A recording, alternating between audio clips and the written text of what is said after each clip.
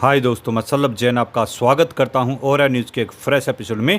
Nuclear ऊर्जा पर भारत की बड़ी तैयारी, 10 नए रिएक्टर पर काम जारी। जानिए क्या है मेगा प्लान।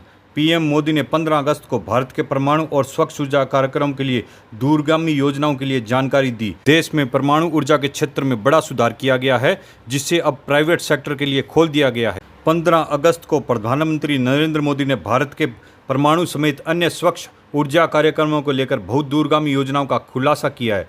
उन्होंने कहा है कि देश की परमाणु ऊर्जा क्षेत्र में बड़ा सुधार किया गया है और देश को ऊर्जा स्वतंत्रता की ओर ले जाने के लिए इस क्षेत्र को प्राइवेट सेक्टर के लिए भी खोल दिया गया है। पीएम मोदी ने स्वतंत्रता दिवस पर राष्ट्र के नाम संबोधन में बताया कि 10 नए न्यूक्लियर रिएक्टर पर काम जारी है और भारत 2047 तक परमाणु ऊर्जा उत्पादन क्षमता को 10 गुना से ज़्यादा बढ़ाने की दिशा में आगे बढ़ रहा है। परमाणु ऊर्जा के क्षेत्र में बढ़ते कदम। भविष्य की ऊर्जा आवश्यकताओं को ध्यान में रखते हुए भारत परमाणु ऊर्जा के क्षेत्र में बड़े कदम उठा रहा है। इस लक्ष्य को हासिल करने के लिए निजी क्षेत्र के साथ सक्रिय भागीदारी करने के नजरिए से मौजूद वित्त वर्ष में केंद्रीय बजट में परमाणु ऊर्जा अधिनियम और परमाणु क्षति के लिए नागरिक दायित्व अधिनियम में संशोधन लाने का प्रस्ताव लाया गया है।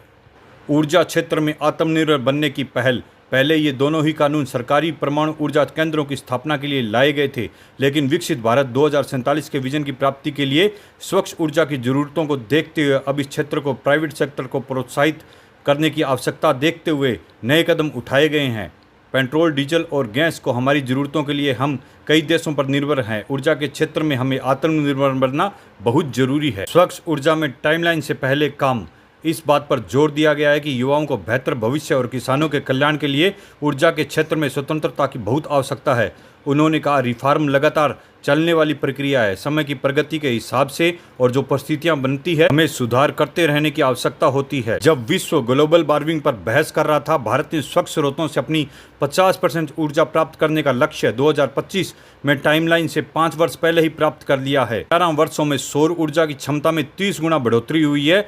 भारत स्वच्छ ऊर्जा के लिए हाइड्रोजन पावर अहमियत को देखते हुए नए डैम बना रहा है और हाइड्रोजन मिशन में निवेश कर रहा है। भारत माता की जय।